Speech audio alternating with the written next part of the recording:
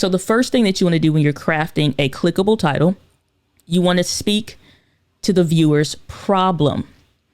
And when I say speak to their problem, you want to be clear of the viewer's desire. And what I mean by that is, what do they want? What are they hoping to get by the end of it? Sometimes it can be that humorous thing, or whether it's educational or not, or entertainment. It's fine, because we all will go to a specific feel-good movie, a specific family movie or something, and we all have very good memories of that individual show or that particular comedian, because there's a value back of that, of our want and our desire at that time.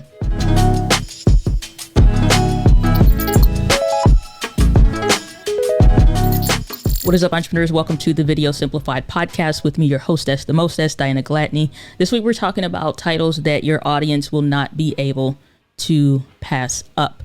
Meaning these titles are clickable. These titles are enticing when it comes to your YouTube videos. Now, depending on what your target audience is, or who they are rather, what things they're interested in, and the things that are most attractive to them, that is what's going to dictate the things that they want to click on, or the things that they want to avoid. When you think about a title, we usually think, by the time you're becoming a creator, way too analytically about this. And in some respects, you kind of have to. But when it comes to your title for YouTube, you have to learn to, when are you sitting in the chair of the creator, and when are you sitting on the other side, that person that is searching on the keyboard. The more that you can really envision who this person is, the best terminology for this is going to be, you need to understand the demographics. I think beginning creators do a really fantastic job of understanding the demographics, age, where they're located, and all those different things specific to that person, what ethnicity, what age group they are in, and things like that, how much money they make, all these different demographics. Those are great. Those are not the end all be all when it comes to the overall person. If somebody just listed you alongside, let's say, your coworkers, all of you are pretty much more or less kind of the same. You may have a range of about the same amount of kids. Your range in pay may be about the same, but if you compare each individual person, all of you are different. And you probably would hate to be compared to some of them for some of the different things that you would do in your life, or the things that interest you or motivate you, the things that you're detracted from, and so on and so forth. So if you're only looking at the demographics of your audience, you're really missing the entire person. It can give you insight into how to address them, the things that are most important to them, but you really need to get into sometimes the psychographics and really understanding the person that's on the keyboard and the things that they're dealing with. If you haven't checked out the book that I highly recommend, which is How to Write Copy That Sells by Ray Edwards, we read that in the company. We go through the principles, some of everything that we do is based around that principle. And it's the pastor framework. It's an acronym, and it just means shepherding and guiding your people. The original root word for pastoring or shepherding, like a shepherd and his flock, and so on and so forth. But the acronym portion, pastor, the P stands for the person, the problem, and their pain point. So when you understand the demographics, you understand some of the person, or you understand a little bit about them. But when you start to get into their problems, now you have to transition that into the psychographics. And it's the psychographics of how that person operates, what they value, what they don't value, what's important to them, what they care about, what they don't care about, what drives them, their values. Those things now get into the psychographics for the individual. So it's the person, their problem, and their pain point. And even if you have a category of content where you're diving into something that is, it's okay. Like like I would think business is kind of boring, but to the person that's interested in doing a work, a job, a profession, or something around it, it's very much so of interest. So cooking a hamburger may be boring to one person, but feeding people, providing nourishment to them to give them energy to pursue their purposeful work in life may be what drives another person. Or removing hunger so that they don't have to think about food. So the what you put back of that individual task is what makes that valuable or not to the specific person and to who they're serving. So don't ever think like, because you think it's something that's not world changing. Even humor and things like that have their place. So when we think about the YouTube title and creating something that is important to that person, when we start to get into that, the problem, their pain point, this now trends us into the psychographics of that person. We now need to understand like that we're speaking that person's language. We're addressing the problems that they are having. So the first thing that you want to do when you're crafting a clickable title, you want to speak to the viewer's problem. And when I say speak to their problem, you want to be clear of the viewer's desire. And what I mean by that is, what do they want? What are they hoping to get by the end of it?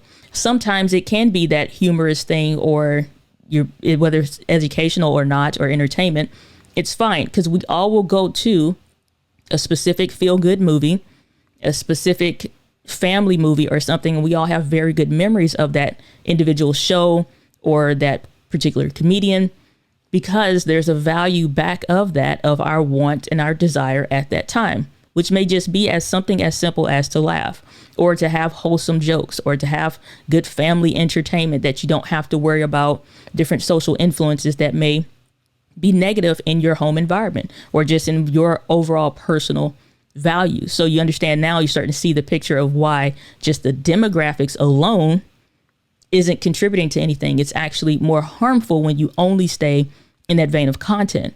So when you're crafting a title, you would think that it doesn't take all that much, or just go to the YouTube search engine and figure out what they're putting and then just copy and paste. If that's all you're doing, then that's a lazy way to make a title. And sometimes it's fine, but for the most part, it probably isn't, because it's not going to last you if you're planning to make content for the next 5-10 years overall for creating a body of work of what you do. When you think about the person, problem, and the pain point, it reminds me of a story where I was just getting off work, and the thing that was bothering me was the windshield wiper wasn't quite clearing it off. Like, it was starting to get cold. I didn't have my gloves for whatever reason. It's just like the weather had turned.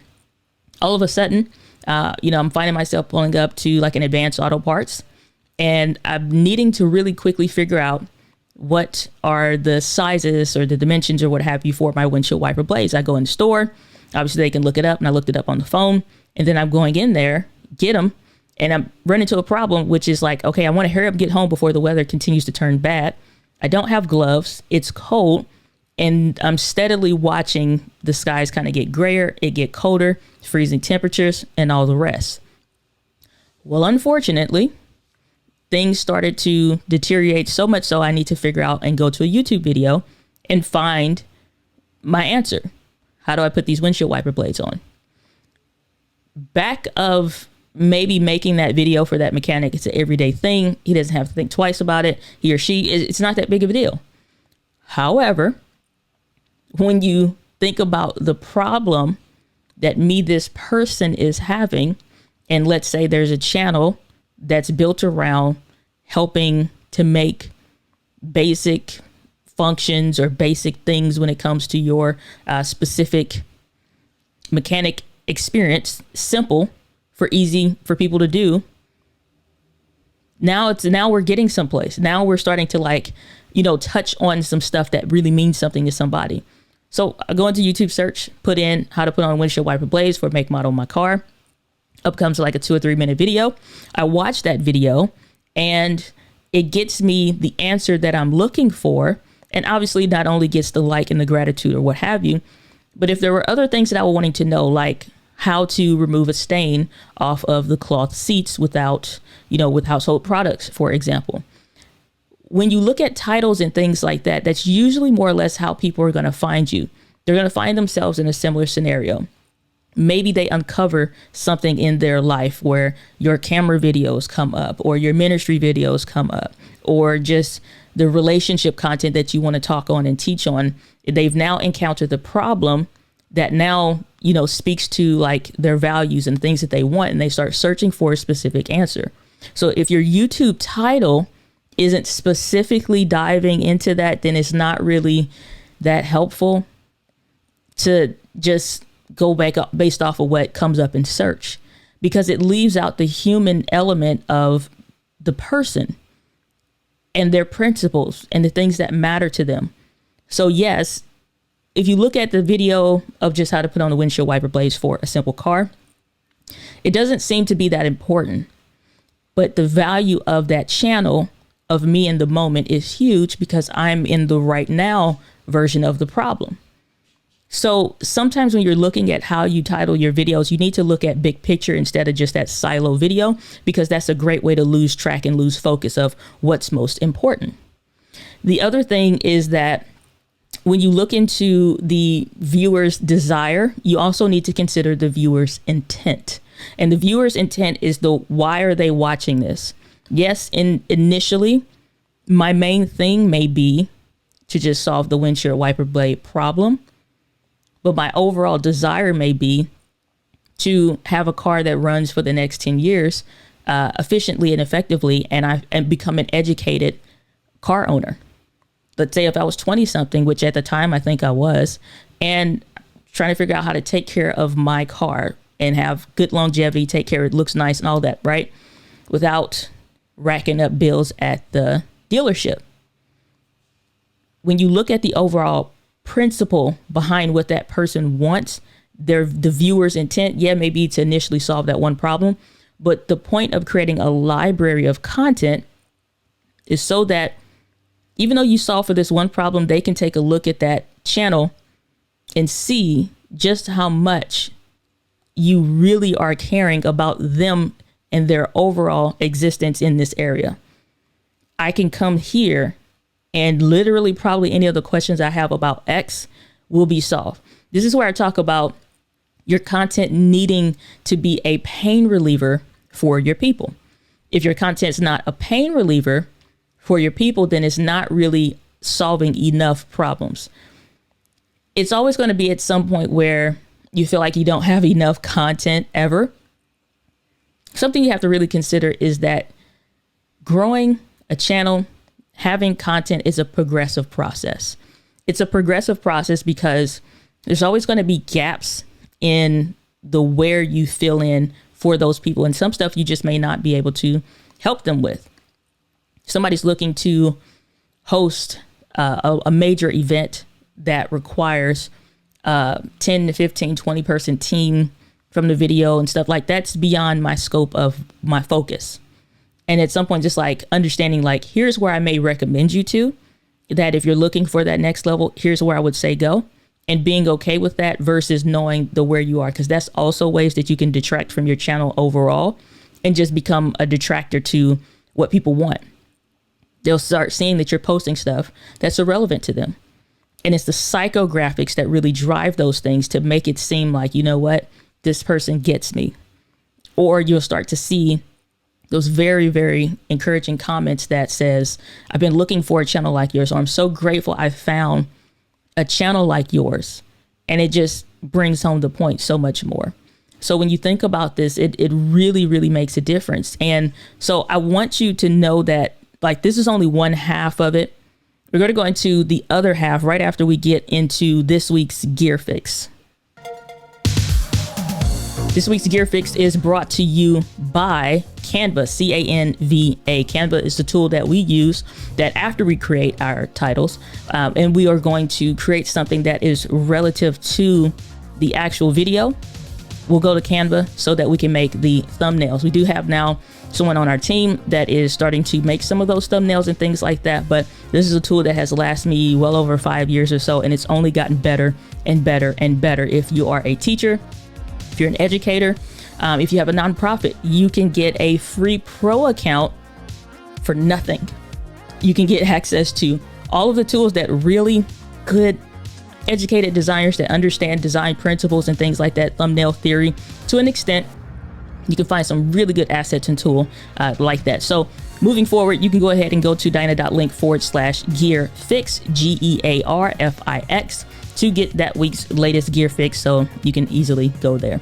But if you want to get access to an account and go ahead and try it out, there's a free one forever. If you want to try that specific Canva account, you can do so.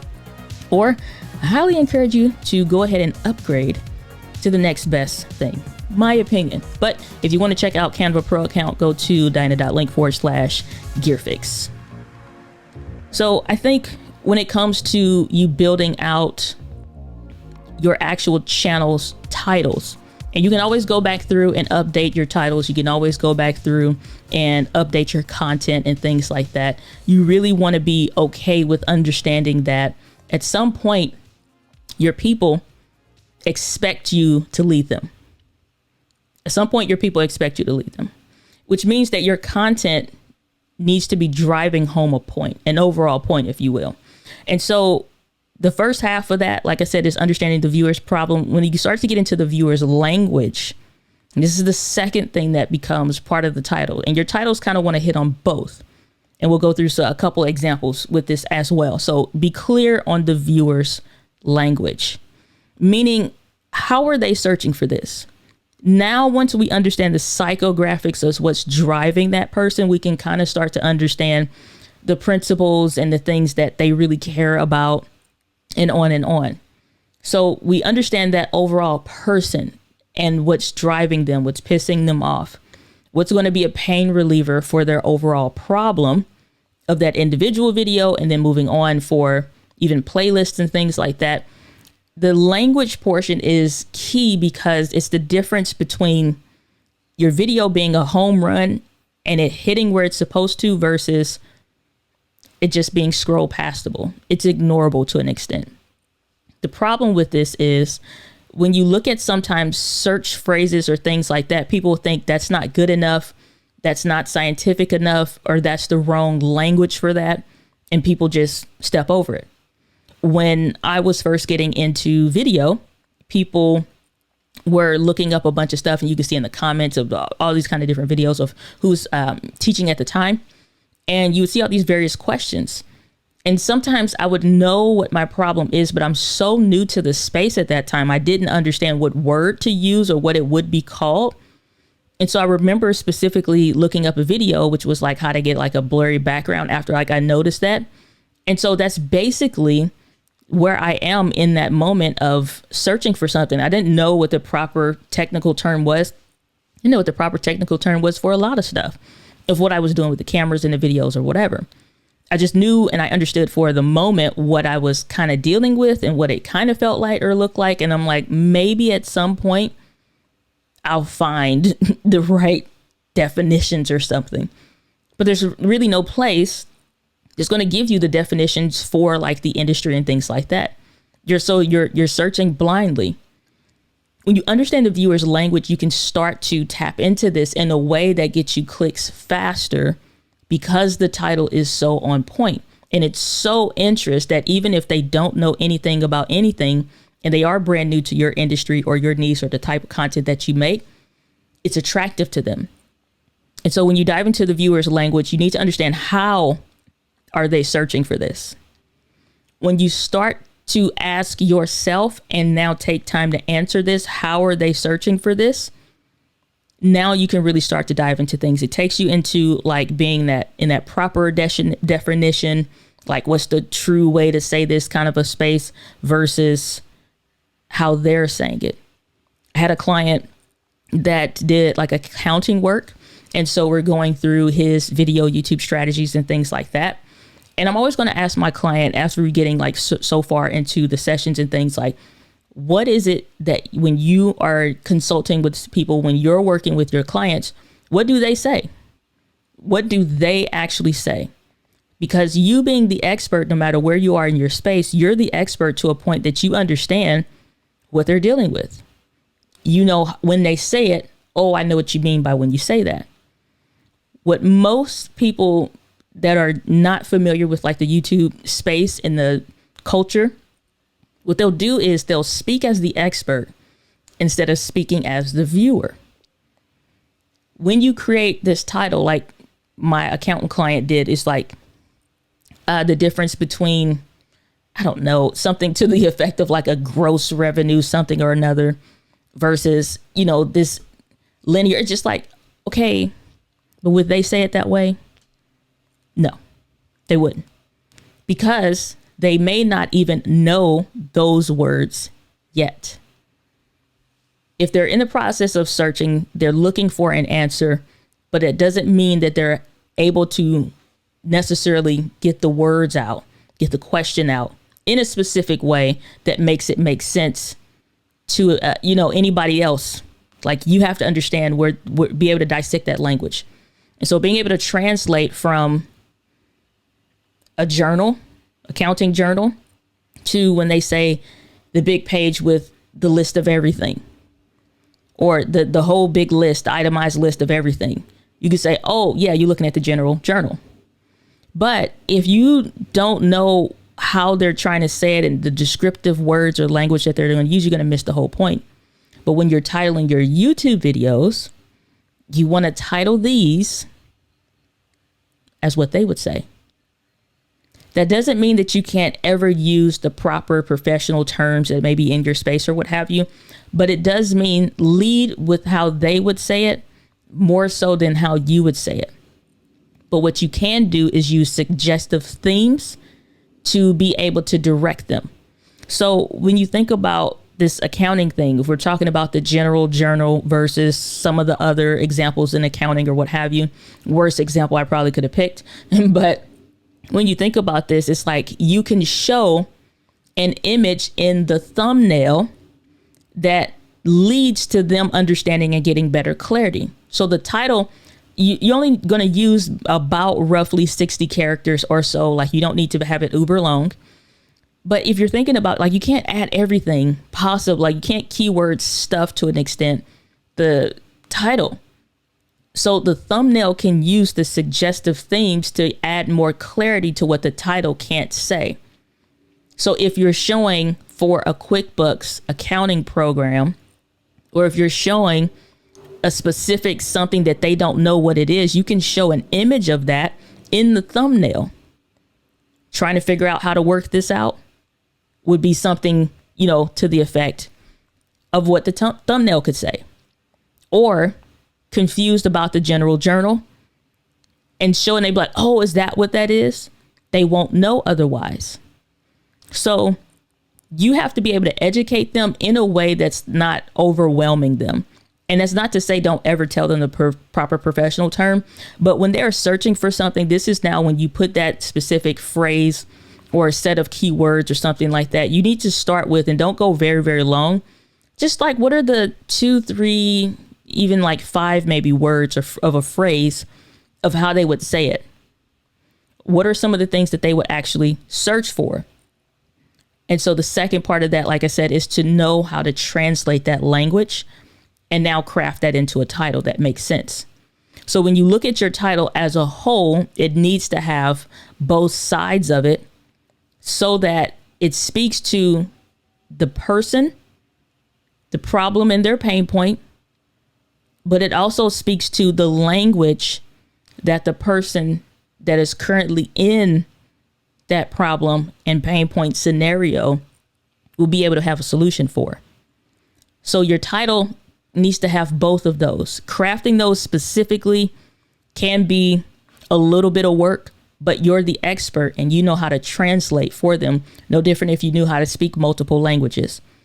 Every American person at least speaks 2 languages, which is English and bad English. I'm positive of it.